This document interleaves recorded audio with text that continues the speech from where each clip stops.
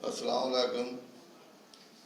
आज का जो टॉपिक है वो है इंडिविजुअल होल ऑर्गेनिज्म। इसमें हम ये देखेंगे कि इंडिविजुअल उसकी डेवलपमेंट कैसे होती है, वो कैसे बनता है। तो इसमें various organs and plants, organs in plants and organ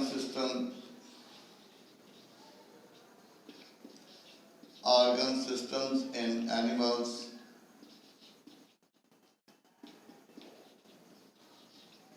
combine together and form an individual। यानी प्लांट्स में जब बहुत से ऑर्गन और एनिमल के जो वेरियस ऑर्गन सिस्टम्स हैं, जब वो आपस में कंबाइन करते हैं तो उनके कंबाइन करने से एक इंडिविजुअल डेवलप हो जाता है। अब जो इंडिविजुअल होता है, हर इंडिविजुअल की अपनी एक इंडिविजुअलिटी होती है, यानी उसकी एक अपनी इनफरादियत होती है। तो वो जो इंडिविजुअलिटी है कुछ कैरेक्टरिस्टिक्स की वजह से होती है। तो कैरेक्टरिस्टिक्स के लिहाज से एक स्पीशीज़ के दो इंडिविजुअल, यानी दो इंडिविजुअल जिनकी स्पीशीज़ एक ही हो, तो वो भी कुछ सर्टेन एस्पेक्ट्स में एक दूसरे से डिफर करते हैं। वो एक जैसे नहीं होते, उनमें डिफरेंस होगा। अब एक जानदार जो है उसके अंदर जितने भी रिएक्शंस होते हैं, एक्टिविटीज़ होती हैं, फंक्शंस होते हैं,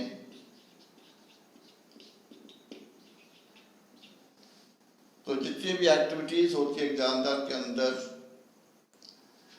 उनमें कोऑर्डिनेशन पाई जाती है। कोऑर्डिनेशन एग्जिस्ट करती है। और इस तरह से एक जानदार के अंदर जितने भी सिस्टम्स हैं, all systems in an organism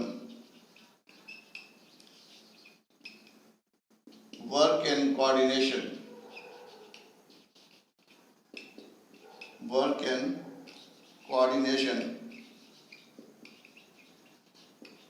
with one another।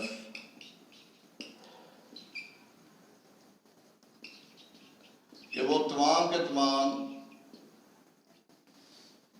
उनके दरमियान राब्ता होता है, रबत होता है, और सारे सिस्टम जो है उस कोऑर्डिनेशन की वजह से वर्क करते हैं। जैसे हम इसको इस तरह से एक्सप्लेन कर सकते हैं कि जब एक इंडिविजुअल, एक पर्सन एक्सरसाइज कर रहा हो,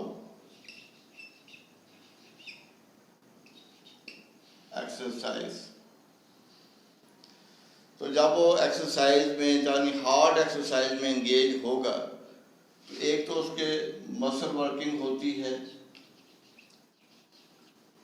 मसल वर्क करते हैं, उसके साथ साथ रेट ऑफ रेस्पिरेशन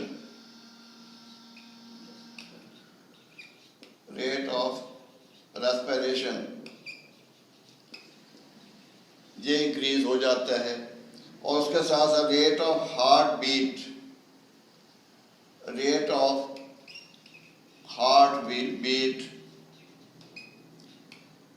ये भी इंक्रीज करेगा। तो रेट ऑफ हार्ट बीट भी इंक्रीज करेगा, और जिसकी वजह से उस इंडिविजुअल को ऑक्सीजन मिलेगी और फूड मिलेगी।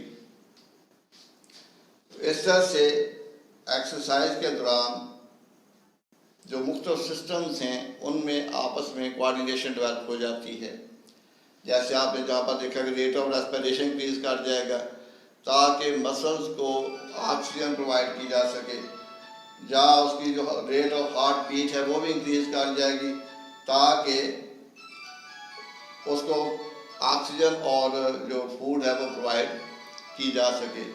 अब जो कोऑर्डिनेशन होती है वो एनिमल्स में दो तरह से डेवलप होती है। एक तो उसमें नर्वस सिस्टम होगा, नर्वस सिस्टम, और दूसरा एंडोक्राइन सिस्टम होगा, एंडोक्राइन सिस्टम। तो नर्वस सिस्टम और एंडोक्राइन सिस्टम, तो एंडोक्राइन सिस्टम में हार्मोन्स होते हैं, हार्मोन्स, तो उनकी वजह से, और नर्वस सिस्टम उसमें न्यूरॉन होते हैं, तो नर्वस सिस्टम और एंडोक्राइन सिस्टम की वजह से कोऑर्डिनेशन डेवलप होती है in case of animals. Animals में जो कोऑर्डिनेशन होगी वो नर्वस सिस्टम की वजह से होगी और एंडोक्राइन सिस्टम की वजह से होगी, जबकि प्लांट्स में सिर्फ हार्मोन्स इन्वॉल्व होंगे। प्लांट्स में तो उनमें हार्मोन्स की वजह से कोऑर्डिनेशन होगी, हार्मोन्स की वजह से। प्लांट्स में हार्मोन्स की वजह से कोऑर्डिनेशन होती है क्योंकि प्लांट्स में नर्वस सिस्टम नहीं होता। तो इस तरह से एक जानदार जो है, जो एक इंडिविजुअल जो है, जिसको हम होल ऑर्गेनिज्म कहते हैं, तो वो आप इसको इस तरह से कह दें कि वो एक यूनिट के तौर पर काम करता है और as a whole individual environment को रिस्पॉन्स शो करता है और उसको डिटेक्ट करता है, एनवायरमेंटल चेंजेस को डिटेक्ट करता है और एनवायरनमेंट में जो चेंजेस आती हैं उनको as a whole response show करेगा। तो आज का जो एक आर्टिकल जो ख़त्म हो गया है, तो अगला जो आर्टिकल होगा वो पॉपुलेशन, तो उसके मतलब हम डिस्कस करेंगे।